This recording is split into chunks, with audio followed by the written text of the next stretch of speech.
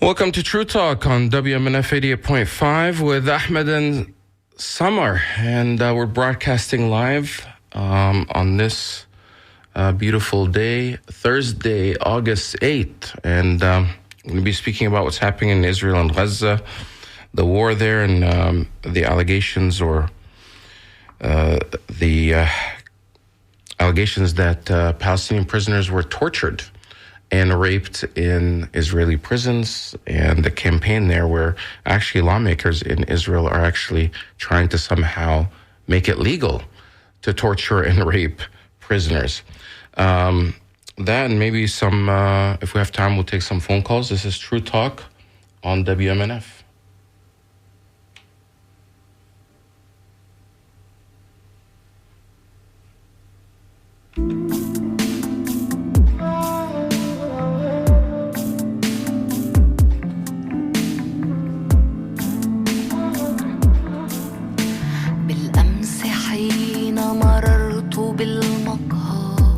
سمعتك يا عراق وكنت دورة أسطوانة هي دورة الأفلاك في عمري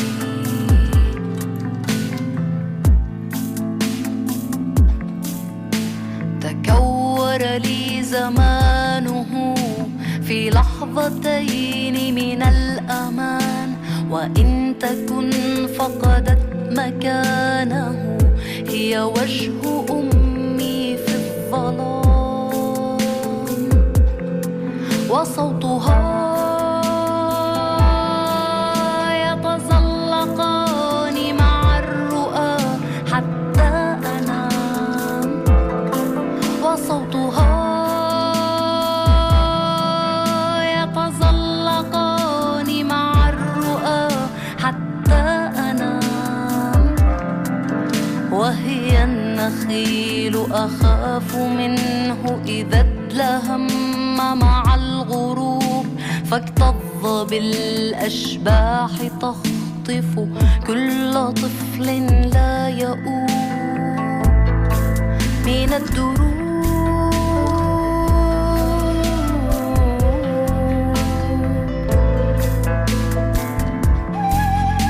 الشمس أجمل في بلادي من سواها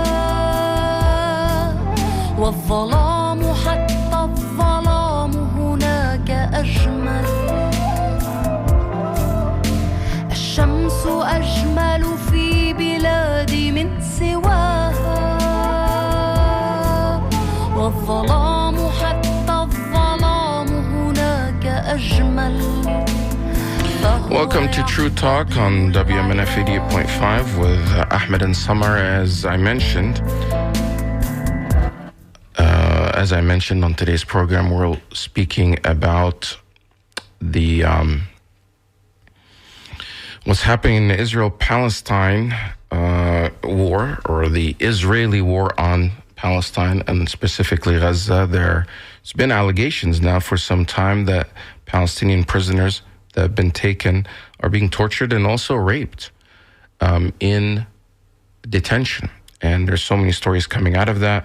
In fact, when the Israeli police and government or military police tried to investigate, there was a campaign to stop any type of investigation. In fact, there were mass riots where rioters broke into the base, the military base, where some of those soldiers that were alleged to have taken or participated in rape and torture were being held, and to be able to stop their arrest, or not even arrest, they were just asked or subpoenaed for questioning, and the rioters basically said that that should not happen, that they're justified to take whatever action.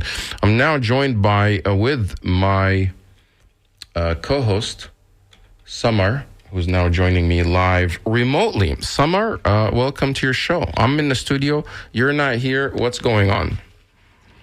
Hi, Ahmed. How are you? Welcome back. I hope you are feeling better. Both of us weren't feeling better the past few weeks, but I guess this is the weather and the heat.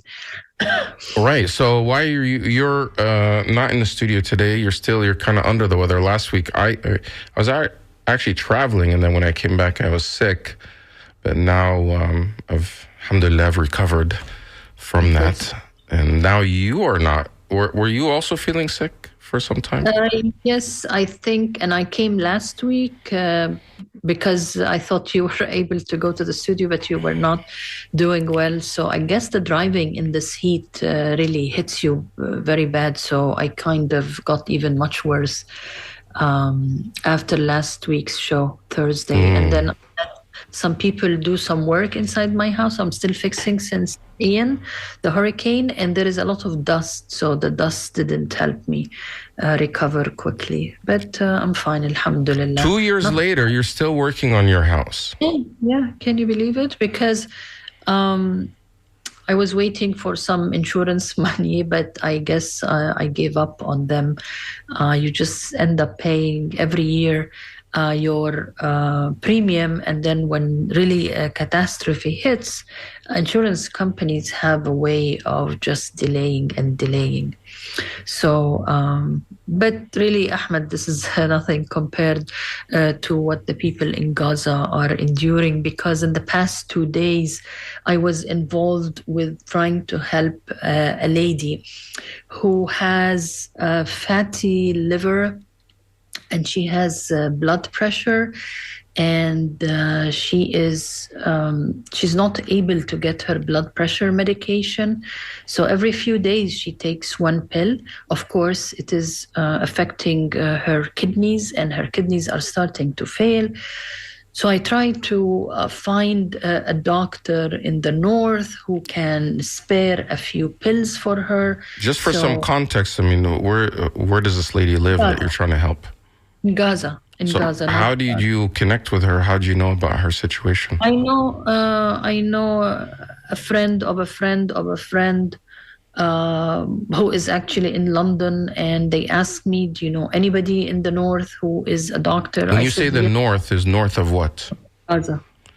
So she's in the north of Gaza, and you're trying to get her help in the north of Gaza? Yeah. Just to get a few pills of blood pressure. It's so interesting that people in Gaza have to reach out outside of the country for help to find somebody else in Gaza. Can't they communicate? I guess because there's no communication or direct communication there. No, it's, they gave up because there are hardly any pharmacies operating. I mean, there isn't actually. And there are like half a hospital who is still operating in the north.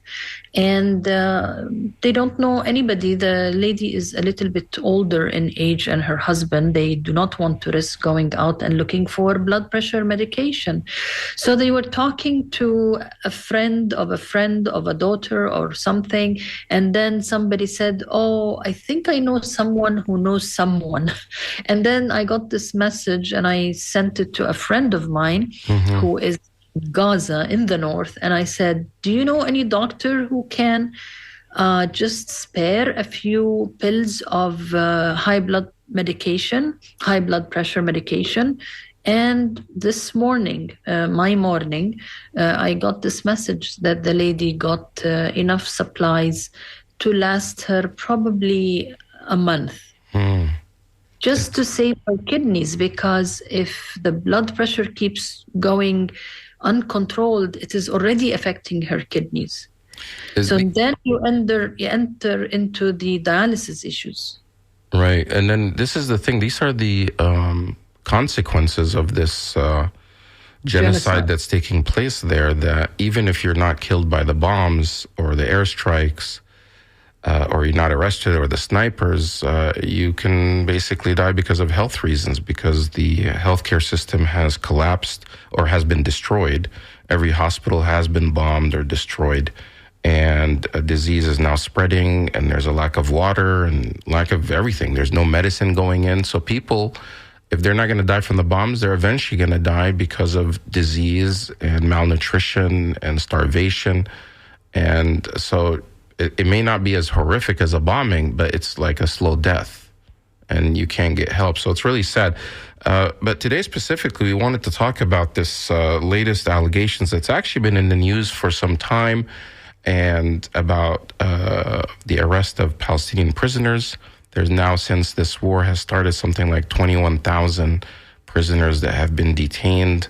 And there's so much allegations of torture and even rape.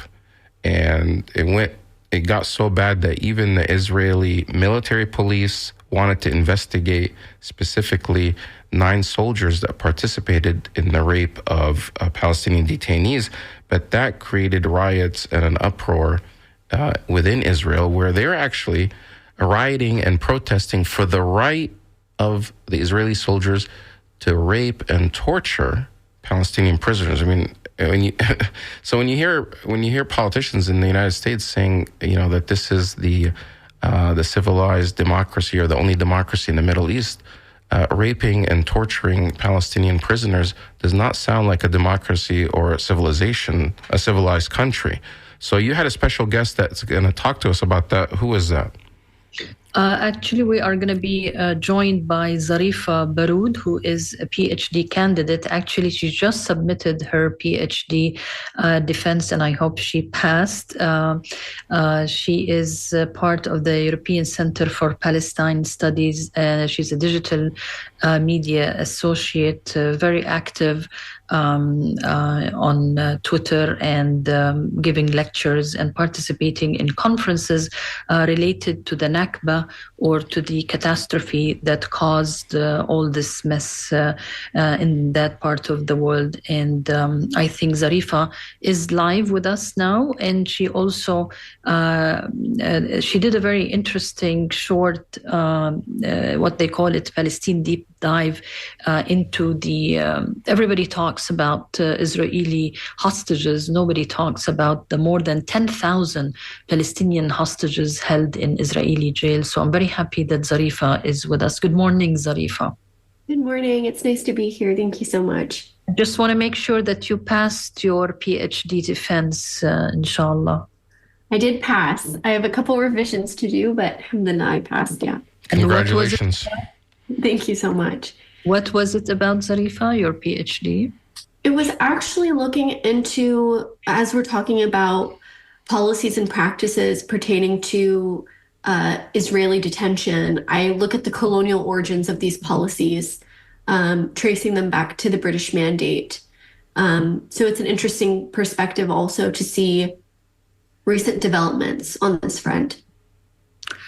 Thank you. I wish you all the best, Zarifa.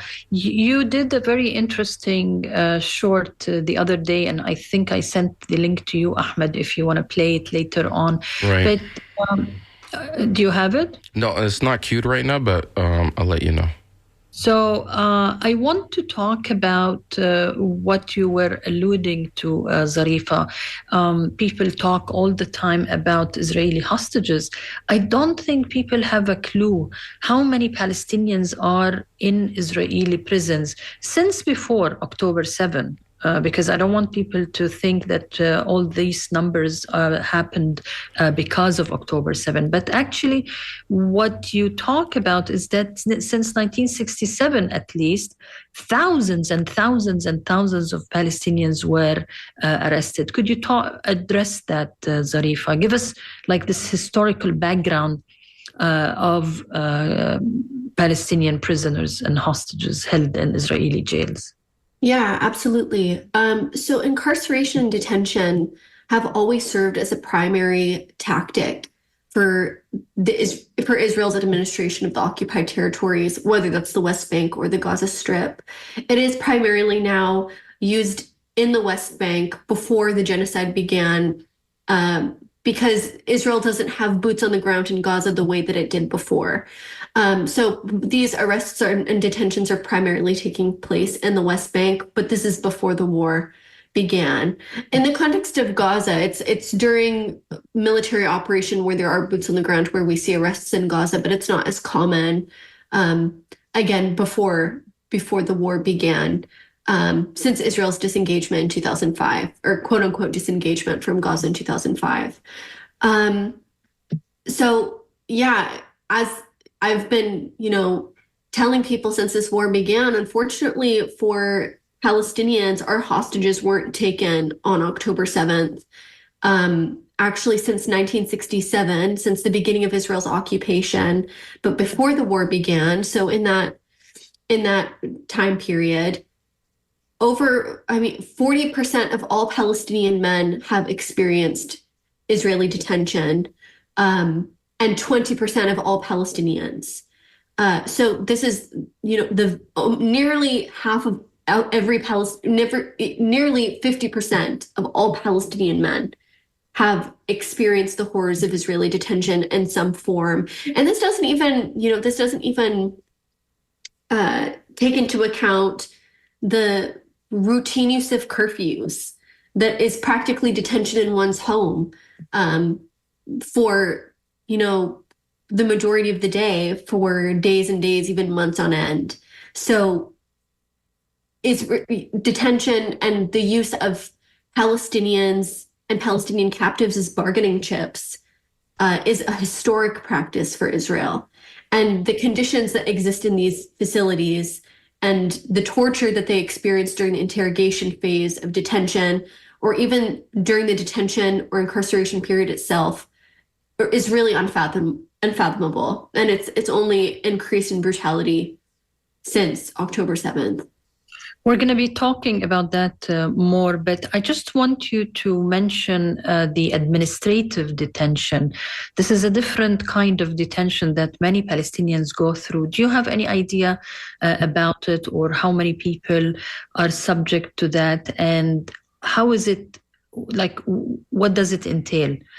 Can these prisoners, for instance, have a lawyer present or to be in front of a judge?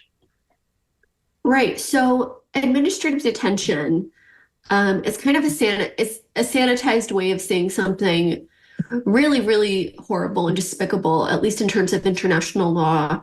But administrative detention refers to the detention of a person without charges and without a trial.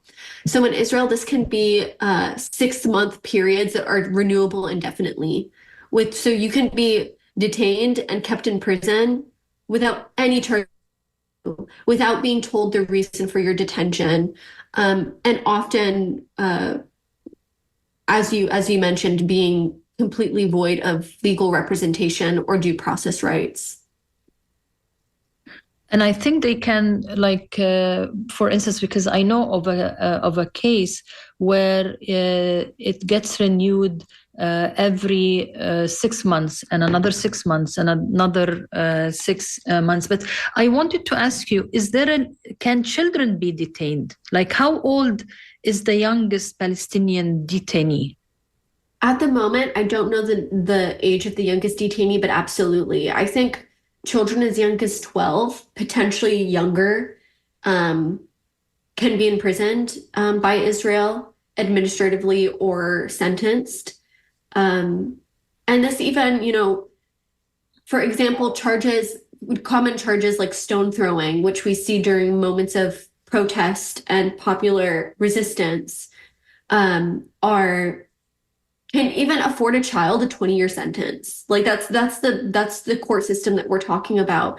And as horrible as administrative detention is, and is how, the way that it completely omits and revokes all rights that you would assume under a modern rule of law, this doesn't necessarily mean either that the military court system, which Palestinians are subjected to, is any more fair.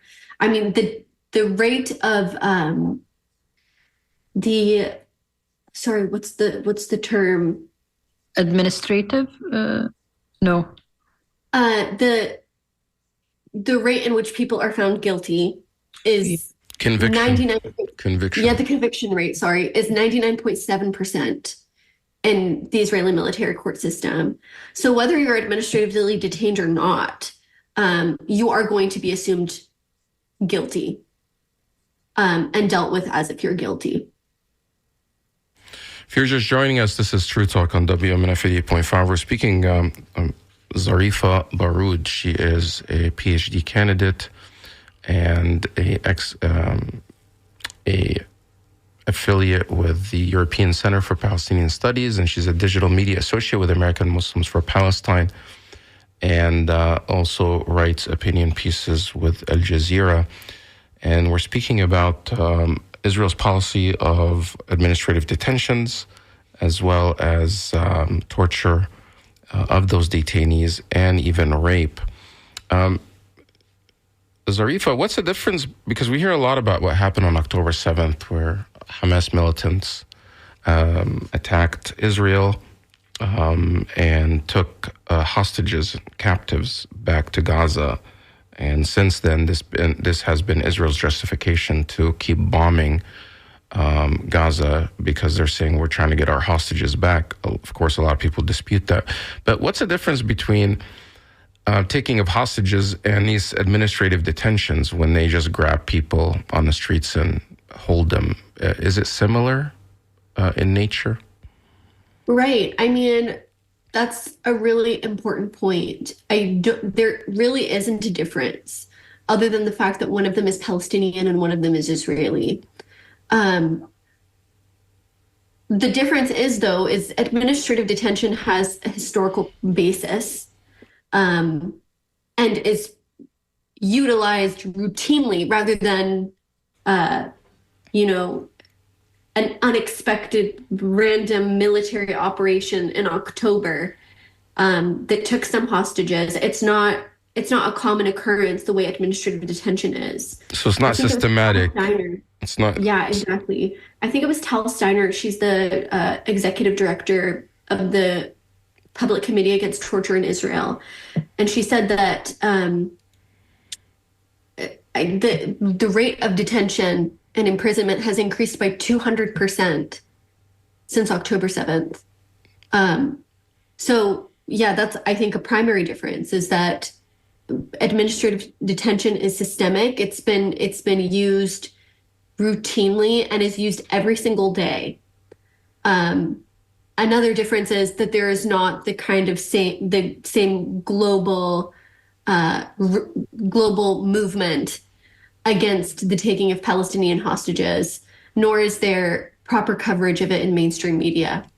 Yeah, there's not this global outcry. I guess the semantics of it, or the wording, when you say, well, this person is under administrative detention or they're in a prison, it somehow it makes it sound like it's more official. Like, okay, well, these are prisoners. They deserve to be in prison because they must have done something wrong. They're criminals. But being in an Israeli prison, if you're Palestinian, does not necessarily mean you've actually broken any laws, does it? Yeah, exactly. And that's why I say that the term administrative detention in itself is kind of sanitizing such a horrific reality and such a horrific policy that really is barbaric and archaic. And it's not, there's the way that Israel utilizes it is in no way aligned with modern rule of law, let alone democracy. Yeah, so this is a violation of international law. It just, because often, I'm on social media and I follow things on Twitter, and I see a lot of the pro-Palestine or anti-genocide activists that are trying to speak to lawmakers in Washington, D.C.,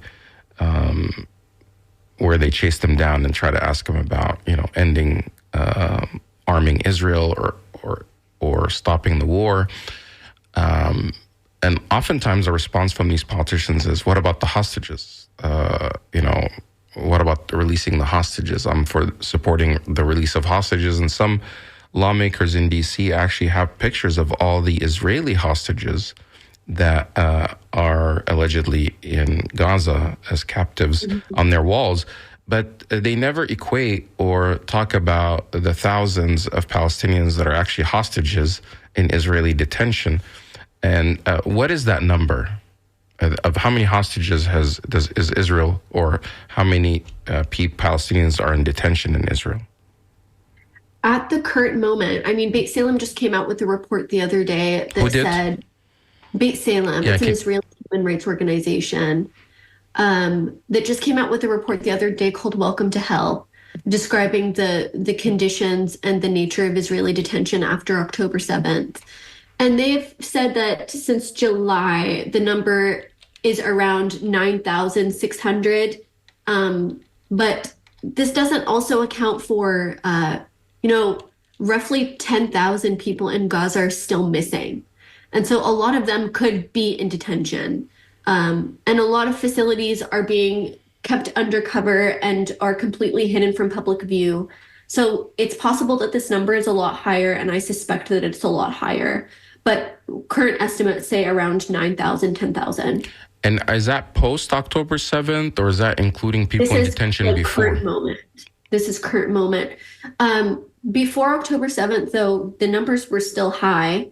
For example, 500 to 700 children each year are processed through Israeli prisons. That's just children. But these numbers are always high, but they've been exceptionally high since October 7th. And the people that are detained, are they actually charged with crime, or are they just being held without any charges? Occasionally they're, they have really what is a sham of a trial through the Israeli military court system. Again, that has a conviction rate of 99.7%. But some of them are charged, yes, some are not. But again, in the Israeli military court system, you can be charged and your lawyer isn't even provided the evidence against you. So it's really a complete setup. And the subject of my PhD research is delving into how it's actually a colonial relic, this military court system. What does that mean? It operates as such. What does a colonial relic mean? The policy which Israel uses as a basis for its military court system, as well as administrative detention, are policies straight out of the British Mandate for Palestine. So when the British subjected Palestinians to colonial rule for nearly 30 years, they established emergency laws, which created a basis for these systems that were then transferred to Israel upon its founding and then upon the occupation of the occupied territories in 1967.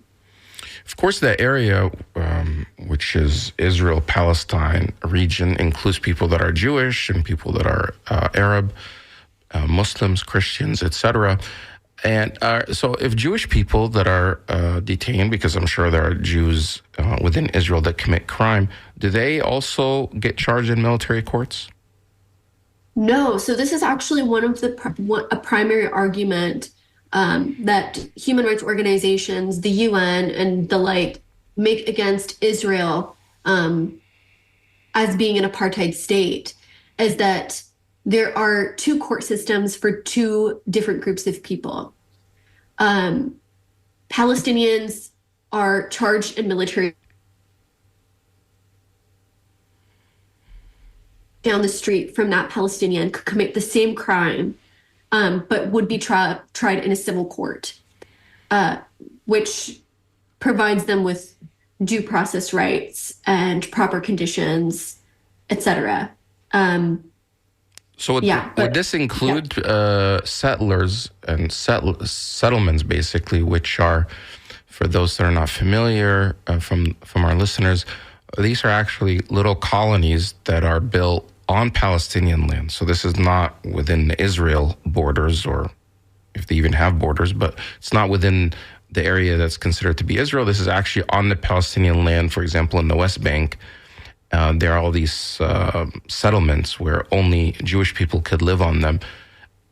What about Jewish settlers that are living within Palestine and they break the law? Are they subjected to military courts or regular civilian courts? Yeah, regular civilian courts. And the irony about that is that they're living illegally. They're living completely in contravention with international law, but still given the rights of a regular Israeli civilian or citizen. Yeah, so this is is it because you're obviously people that follow the rule of law or want to abide by the rule of law or understand what democracy is and advocate for democracy, they obviously recognize this is pretty obvious that this is a double standard and apartheid system.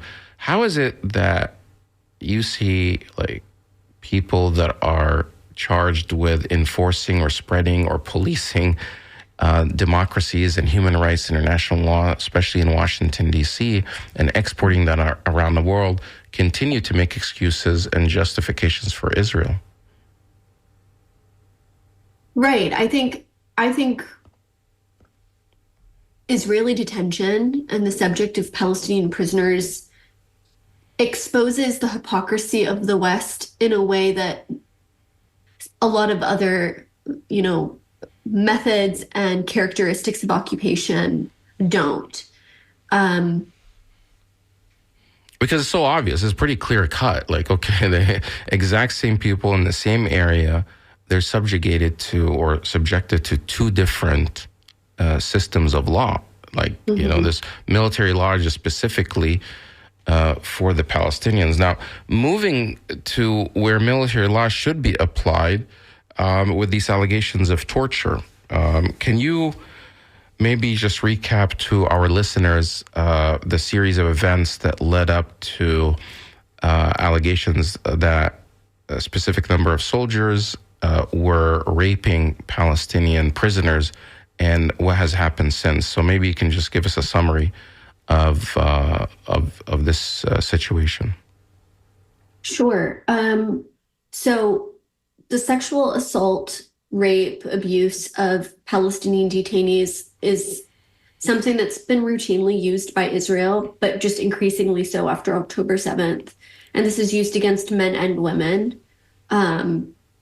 Recently, in facilities like Sede Taiman outside of Gaza, kind of these makeshift detention camps, torture camps, the use of rape has been very extreme and reportedly led to deaths of prisoners.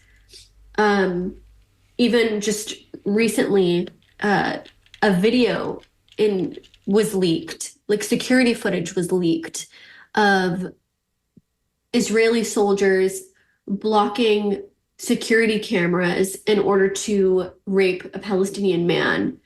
Now, these things, they're extremely horrific to say, but this is the daily reality, occurring right now in Israeli prisons and detention centers across Israel and in the West Bank. So as horrific as it is to hear, it's important to talk about.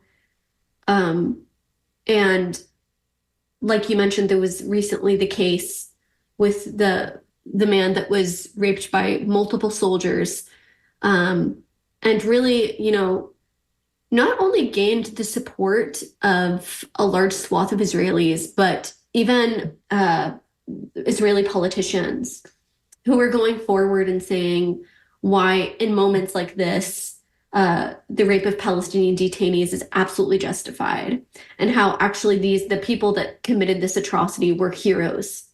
So this is the approach, and also depicts the extreme dehumanization that we see in Israeli prisons when it comes to torture and when it comes to living conditions as well. Right. The specific video that was leaked, which actually came out of an investigation that the Israeli military police was investigating this action. I actually saw the video. I mean, it's not, because it's security footage, so it's not that graphic. It wasn't taken on somebody's phone, for example. It was, a security camera, and it shows these prisoners using their shields to kind of make a circle to cover themselves, because the nature of this prison, actually, if you Google it, it's not what we imagine as a prison in the United States. It just looks like a series of metal cages. These are like kind of open air. What are they? Yeah. Kind of like a warehouse. Yeah, it's kind of like a warehouse, but in some areas they're just fence, metal fences, and there's no roof. So you can it's just like open air, like almost like they're just in a bunch of cages all together. And these soldiers grabbed a detainee, a Palestinian man, and put him kind of in the corner. And then a bunch of them used their shields to cover whatever they were doing to him, the I guess, sodomy or the rape that they were performing. by inserting objects or things that, I don't want to get too graphic on the radio, but just so horrific. And there's video footage of this that has now been leaked. It was actually displayed on Israeli television first. That's who leaked it out and aired it. And now, since then, the United States says that they're mounting pressure on Israel after the leaked video. But the mounting pressure is that they're demanding that Israel fully investigate what happened. And we often hear this regularly from the State Department and from the White House, that Israel needs to investigate, or Israel is investigating. How often is it that the person that's actually alleged to have committed the crime investigates themselves? It just doesn't seem reasonable. Only in the case of Israel does the United States continue to say that Israel is investigating. We're waiting for Israel to tell us what happened. How about an independent investigation that does not include, Israel investigating themselves? What person is going to come forward and say, well, okay, yeah, we did it? Uh-huh.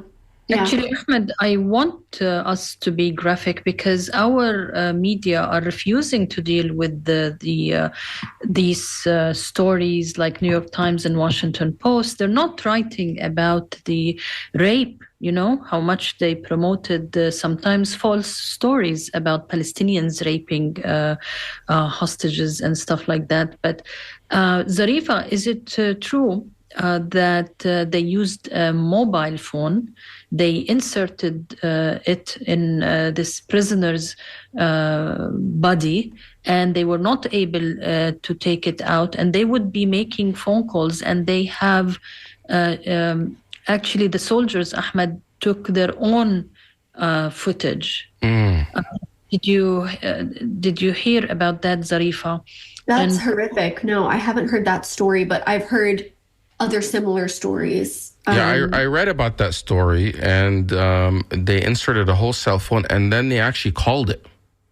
Yes, they called the phone. This is how disgusting and disturbing and satanic some of these soldiers, the way they're acting. They called it, and then after a while, they tried to somehow remove it, and that's where they caused the damage, and the person had to go to the hospital, where I believe he later died, right, Samar?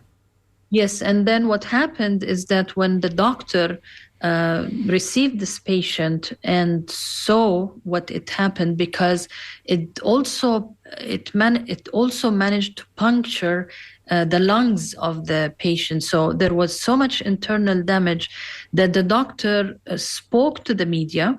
And actually, people, if they Google that, they will find the doctor, the Israeli physician, talking about it and saying there is no way we can be involved with all this. So this added to the reason why we know about this case, is because the Israeli doctor who treated the patient went to Haaretz, and they did actually an on-camera interview with him. But I wanted to ask Zarifa Baroud, the young American Palestinian lady we are talking to.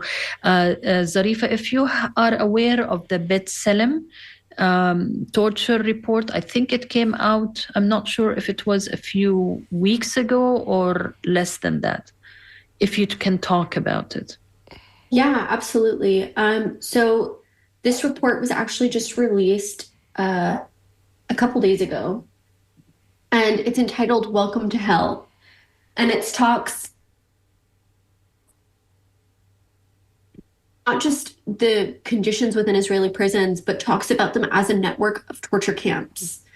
So they aren't, regular prison facilities where prisoners are to go before a judge, and there's evidence, and there's a trial, and there's a proper ruling. But people that are simply detained for the sake of torture and for the sake of horrific repression.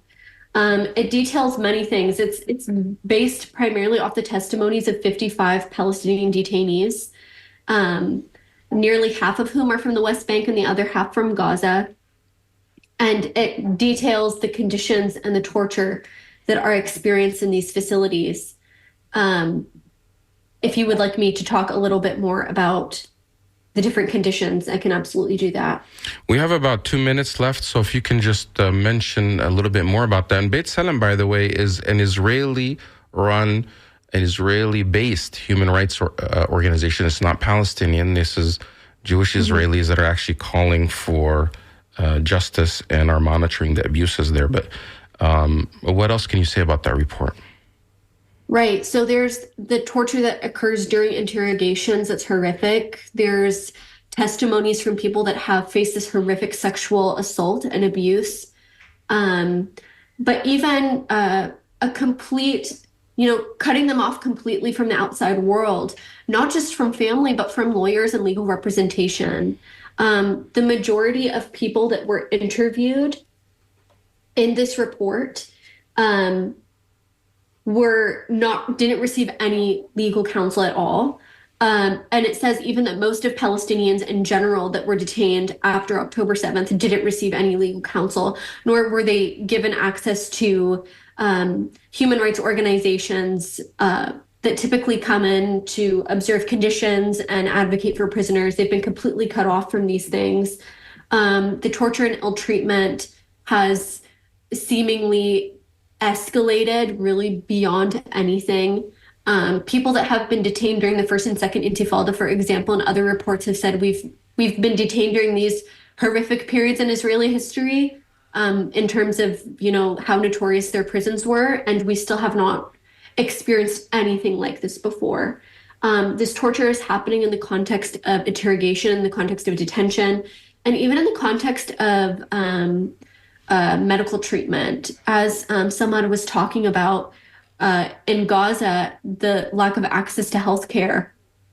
This is also occurring within the context of Israeli detention, with prisoners being denied any kind of medication, even for those who have had forceful amputations as a result of torture, not being given pain medication.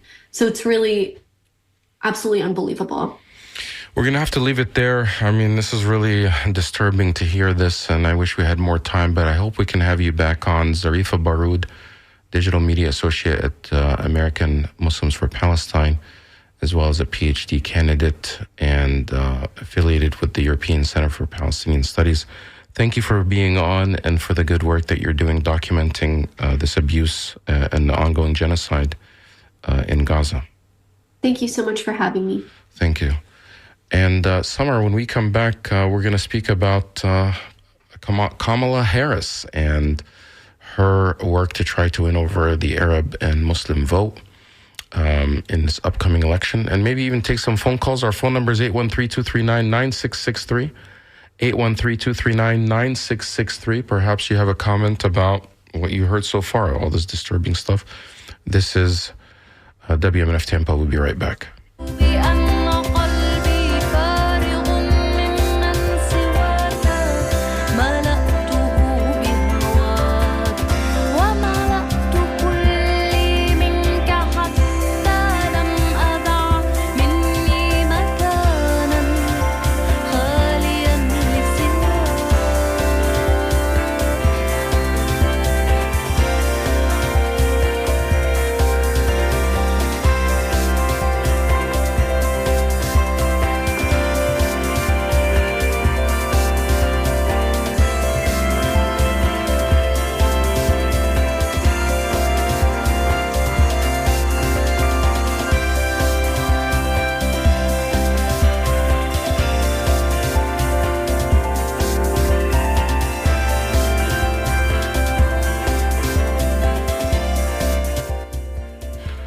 Welcome back to True Talk on WMNF 88.5 with Ahmed and Samar. Well, speaking about domestic and electoral politics and what's happening with election 2024 and the choice for president, Kamala Harris announcing earlier this week that she's picked Governor Walz from Minnesota as her running mate, surprising some people.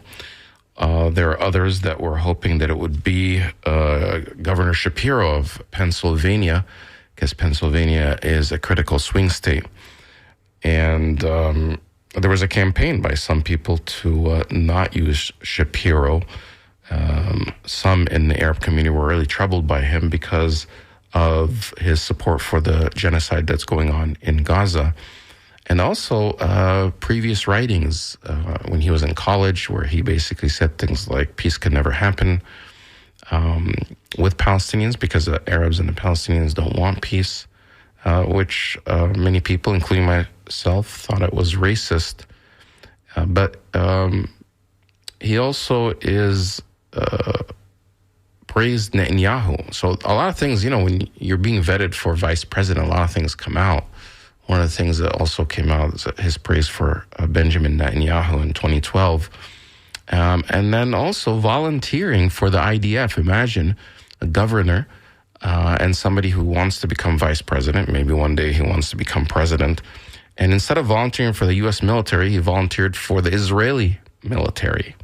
And I think those things were all liabilities. But at the end, I was reading an article that the main reason Kamala Harris' team did not pick Governor Shapiro as the running mate is because they felt that he was too ambitious and he would upstage her,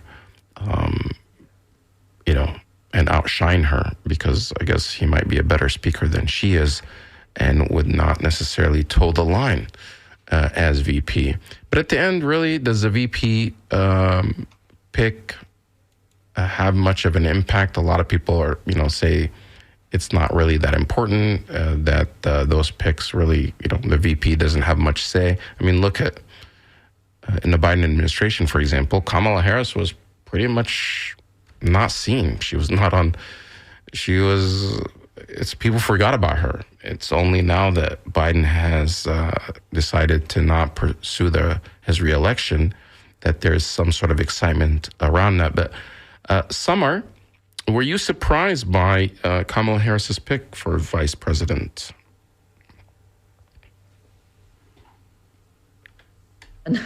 Walls, except that for some reason I saw him several times on Twitter doing these shorts with his daughter about driving and stuff like that. In a way, I was happy that she did not pick Shapiro, but like you said, what is the important role of a vice president? I think, Ahmed, from maybe what is happening with Trump and his pick, J.D. Vance, the vice president is important during the campaign to project what kind of a team will be at the White House. So I personally agree with you. I don't think when she was picking Walz instead of Shapiro, she was thinking of the Arab vote or Muslim vote in America or about Gaza or about any of this. She was just simply thinking of her presidency. And I don't think she needed somebody who was very powerful, extremely charismatic, very a good orator, and I'm talking about Shapiro, and has ambitions. Because again, if you read, for instance, the due process that they follow and the kind of questions and the teams that talk to Shapiro, he was very much keen on knowing his role versus what Walz was interested in, like, how can I serve? What do you want me to do? So I think the choice had to do with her presidency. She doesn't need somebody who will be overshadowing her. Right. And they picked somebody who they think is okay, somehow progressive. He was against the war in Syria. He was against a few things that people on the left would like when it comes to schools, lunch. Education. He's good on those things. Free education for people that can't afford it. Free school meals for children. Universal meals for children. But oftentimes, have you heard of this term, progressive except Palestine? That you've got all these progressives, except when it comes to Palestine, all of a sudden they're not progressive. Is he one of those? Do you fear that? I think so, because he has a very nice picture with Netanyahu. And Netanyahu is now a liability for so many people. So I doubt very much that he is going to be pro-Palestine, or if actually Kamala is pro-Palestine. Maybe we need to talk about what was it today that she is in Detroit? No, it was yesterday. But before I get to that, about the comment about the vice president role, most of the time, the vice president's role is not that significant, with some exceptions. I mean, you remember the time of, and you and I remember the role of Dick Cheney. He was vice president, but he played a very powerful role in pushing for the wars in Afghanistan, Iraq, and driving and bringing in the neocons around Bush. And in many ways, many people thought that he was acting more as the president and driving policy more so than George W. Bush himself. So I think you were right, and I think that's a concern for Kamala Harris when Shapiro is trying to have more of a bigger role in the White House, because somebody that gets nominated to VP could end up just kind of becoming irrelevant, and that's the end of their career, but it could also catapult them to something higher. But in a rally yesterday, Kamala Harris and Waltz were in Michigan, and there were some pro-Palestinian activists that were chanting and interrupted her speech yesterday, and saying that something about stopping the genocide. And Kamala, we won't be fooled. We won't vote for genocide. Yeah, we won't vote for genocide or something like that. And then she shut them down, saying, if you want Trump to win, basically keep talking. Otherwise, stop it. As if somehow by you heckling and demanding that's going to cause Trump to win. They don't want Trump to win. They just want to stop the genocide. And I think if the Democrats continue to shut down any type of dissent, as of course we approach the Democratic convention that's going to be happening in Chicago, and there's going to be planned some protests. I'm reading everywhere that there's going to be some massive protests there, specifically around the war in Gaza. There are so many young Democrats and from the Gen Z generation and others. Many of them are Jewish Americans that are against the genocide in Gaza. And for them, this is the most important issue. And they don't want their candidate to be supporting genocide. Now, so far, Kamala Harris has avoided giving any interviews, has not talked about policy. There's no policy on her website. It's all about fundraising and these rallies, and we have to defeat Trump. And that's what everybody is talking about. And it feels like 2020 all over again, that the way to win is just scare everybody from Trump without offering any specific policies, kind of almost keeping the status quo. Now, to her credit, she has been a little bit more sympathetic, saying that, the suffering of the Palestinians. But Palestinian activists and people that are against the genocide are saying, well, we don't want just sympathies. We want the policies to change. There's no sense to keep just saying, oh, I feel bad for what's happening to the Palestinians in Gaza, and continuing to send weapons and arms to the people that are creating the suffering. Does that make sense? Actually, the people on Twitter, I'm looking at it as we speak now, they're saying, most of them, if you want Donald Trump to win, keep ignoring your base, Kamala. This is how he's going to win. Actually, Ahmed, after the meeting, she met with a small core group of American Palestinians and American non-Palestinians, non-Muslim, non-Arab, who are supportive of the Palestinian cause, and asked her about a freeze on weapons. Yeah, arms embargo. And I think her office issued a clarification that she's not against embargo. So, she's just trying to appeal to... Well, at first, the report came out, but I think it came out from the activists who met her, saying that they felt she's open to the idea. And of course, right away, her office issued a correction saying that they're supporting Israel. They didn't necessarily say no about the weapons, or they didn't necessarily talk about it. But again, that's why, the nature of Twitter, whoever gets stories out there. But it was important enough for them to issue a correction right away, because a lot of the pro-Israel groups that support Trump were trying to point to her to say, look, she's not a friend of Israel. So they had to respond quickly. So I don't think she's going to revolutionary, change the policy that much. If anything, there's just going to be some words and sympathies. It's almost like, thoughts and prayers after a mass shooting, but not changing the actual policies that are causing the mass shootings. But Samar, we're running out of time. We only have a few seconds a few seconds left before the news. And next week we'll be here Thursday, same time, same place, WMNF Tampa.